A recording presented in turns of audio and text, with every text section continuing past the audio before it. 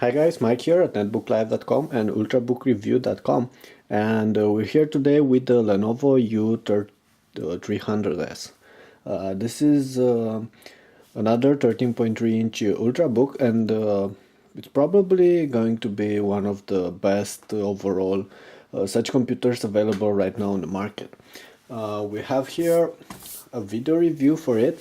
I've got to play with it only for a couple of days, so probably not the most thorough review you're going to find online, but still we're going to take a quick look at all of the important aspects, and I'm going to tell you my impressions on most of the things you'd like to know on a computer like this. Okay, so we have here the dark gray version. It also comes in another color. It's orange, called Clementine Orange, and I think this one is called charcoal gray or something like this. You're going to notice from starter that it doesn't look like all the other ultrabooks. It's made from aluminum, so this body is very solid and feels very nice. It's a complete sheet of aluminum on the back, on the top, here on the hood, on the lid, sorry, and on the bottom. It's looking like this, and also the edges, you can see, look like the edges of a bigger book you place in your book shelves.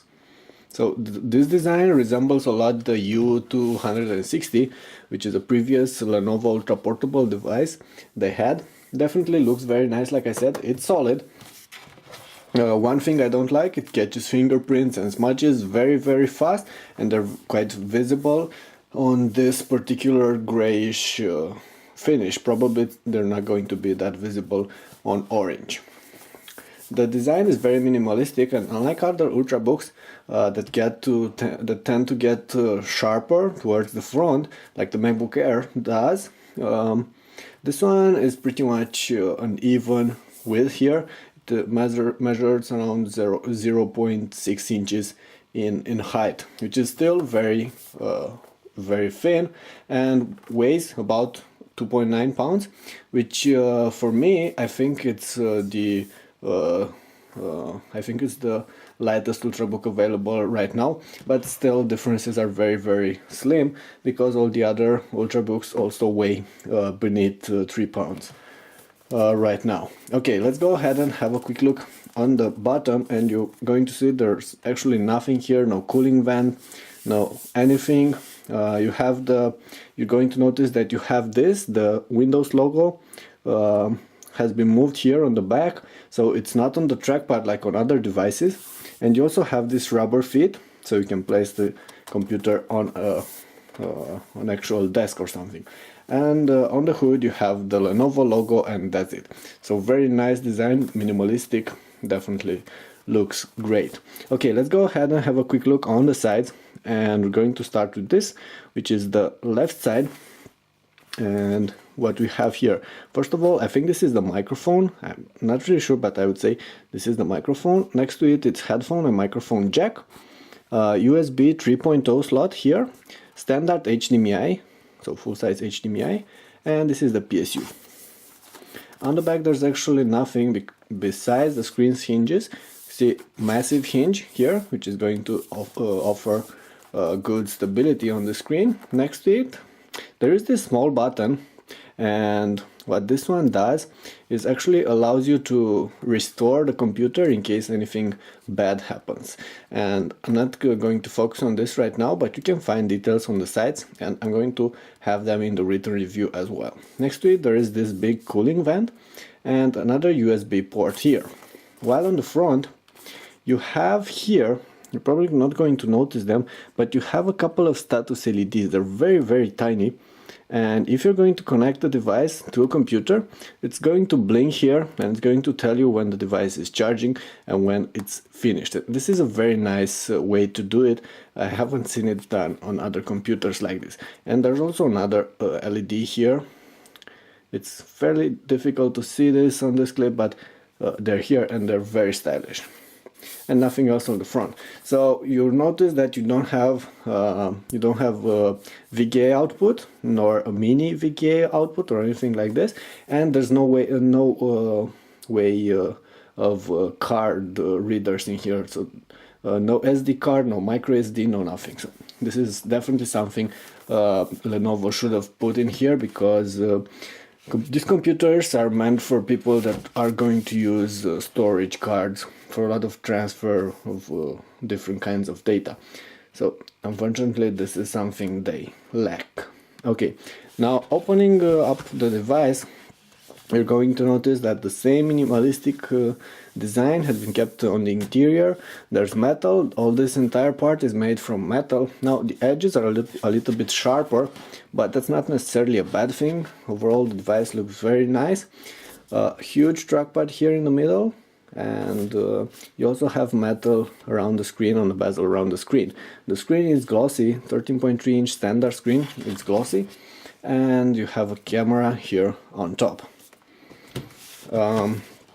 Like I already told you, you no longer have those Microsoft operating system logos here, like on all of the other computers, because they've been put on the back. So a much cleaner design in here. You only get an IdeaPad logo in here, and the Lenovo right here with the u300s model number just beneath the screen.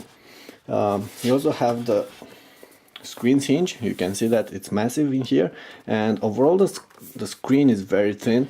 They say only a couple of millimeters, and based on what Lenovo says, they actually focused on getting a very thin but yet solid and not that flexible screen, and that's what they got in here. It's definitely very thin. I think it's thinner than on the other ultrabooks available right now.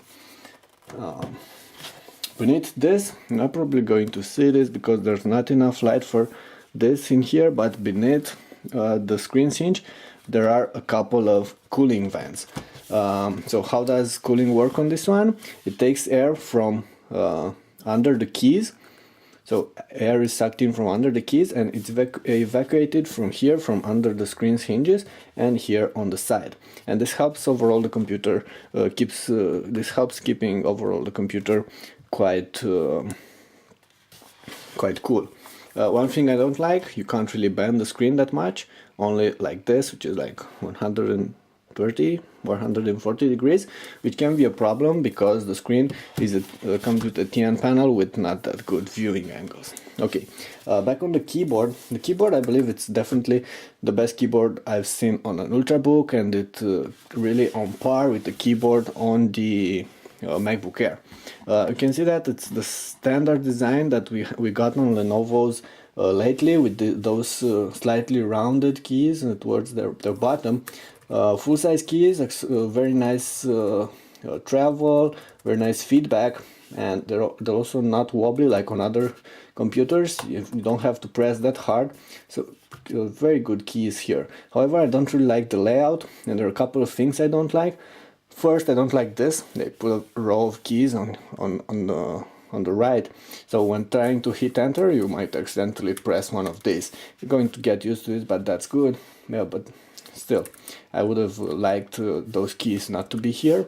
And one more thing, over here, because this is the European layout, you have a very small shift. So you're once again going to have to get used to this. However, I like the fact that the arrow keys are proper size, which you don't get on other ultrabooks. The trackpad, it's very big, but it's also close to the edges, so there's not really much room for you left on the top or on the bottom. On the bottom, it's a glass trackpad with multi-touch gestures, and it actually feels very nice and works nice as well. Of course, it's not clickable.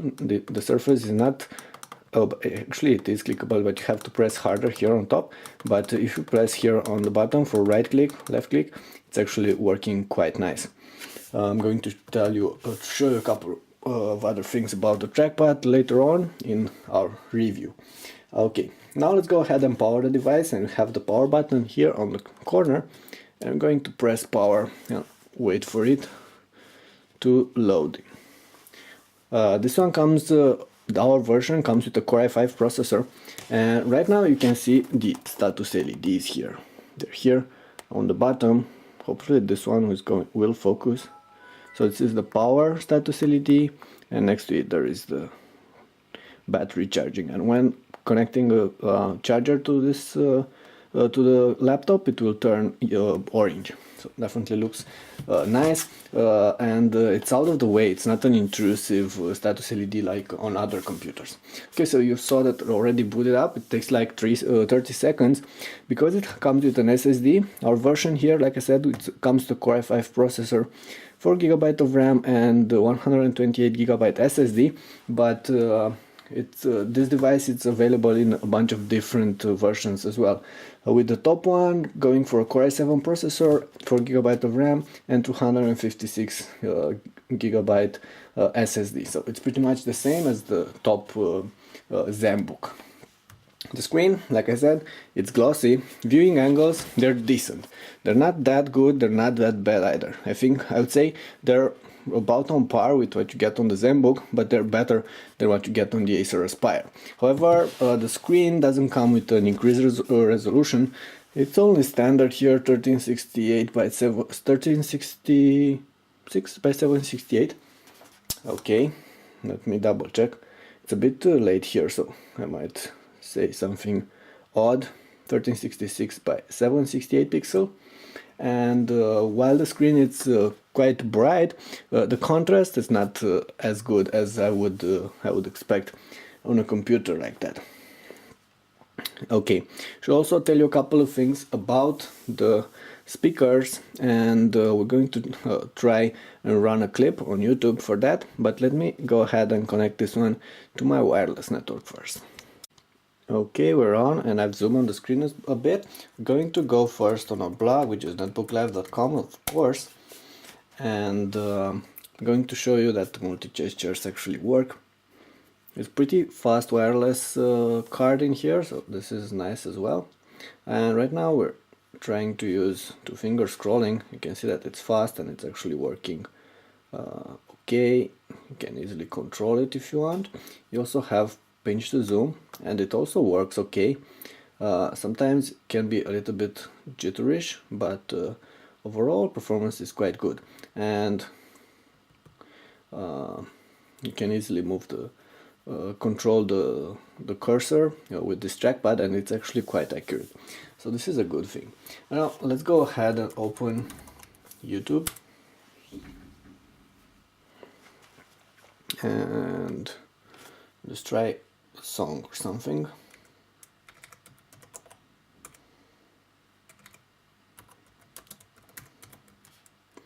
And we're going to try Pink Floyd, and let's see how's this going to go.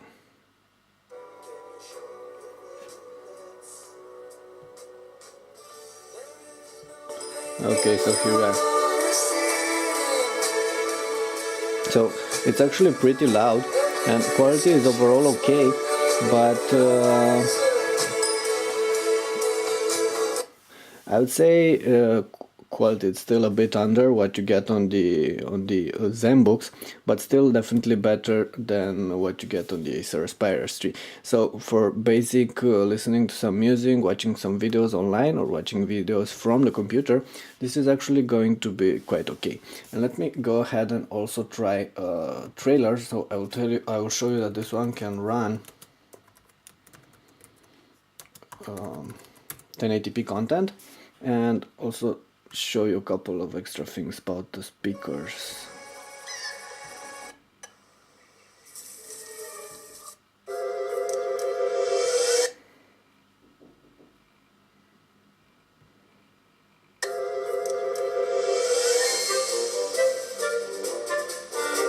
Okay, so this is the 1080p.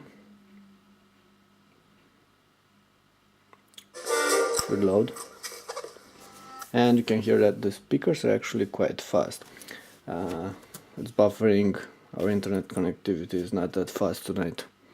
Okay, so overall decent screen, decent speakers, but they could be improved a bit. Now in terms of temperature, like I said, this one actually runs quite cool, and I think it runs cooler than other ultrabooks. I'm going to have to run a couple of extra tests in order to confirm this. but I really like the way it runs. It's a bit noisy, but it's not that noisy. Right now you can barely hear the fan. If you're going to run some HD content and stuff like this, you will hear the fan, but it's not annoying, and it's actually similar to what you get on other such devices. In terms of battery life, this one comes with around 50 watt-hour 4-cell battery, and out of it you will squeeze like 6 hours of life on average. Of course, this can get a bit up or a bit lower, actually a lot lower if you're going to run some heavy resources applications, but still 6 hours of life on average is very good, and it's on par with the MacBook Air, with the MacBook Air and with the ZenBook UX31, while a little bit better than other ultrabooks like the Toshiba, and definitely like the Acer. So nothing to complain about here. So, and the final point I would like to address in this clip is price. Right now in the States, in the Lenovo official store, there's only the top u300s available for sale, and that one goes for $14.99. Core i7 processor, like I said, 4GB of RAM, 250GB SSD, and this is still a bit expensive. It's not as expensive as the MacBook Air, but it's a bit more expensive than the similar equipped ZenBook. I'd say like $100, and you won't be able to find this in that many stores, at least for now, and there are no discounts available, not even online. But I guess in a couple of weeks, and maybe around Christmas, Lenovo is going to offer some discounts for this ultrabook, and if you can grab it for a bit cheaper, like $1,300, I think you're going to enjoy it quite a lot. Okay, so bottom point, this is definitely one of the best ultrabooks available right now. From the one I've tested, which includes the S3, the Acer S3, and all the ZenBooks, I would say it's pretty much on par with the ZenBook, and that's mainly because I really like the body. I like the fact that it doesn't get warm, and I like the keyboard and the trackpad a lot. Definitely better than on the other devices. However, what I don't really like is the screen, because it's pretty standard, 1366 by 768 with a glossy finish, and the overall contrast is not that good. And I also don't like the fact that they haven't included as many ports as other ultrabooks have. Especially the problem is that lack of an SD card reader, which I for one, as a journalist and as a photographer, tend to use more often than all the other ports on such a computer. Okay, I think that's all for now. Mike at netbooklive.com with the Lenovo IdeaPad u300s. More details are going to be available on the site, and you're going to find there the written review, I believe, in a couple of days, maybe a couple of weeks, because I'm a bit busy these days.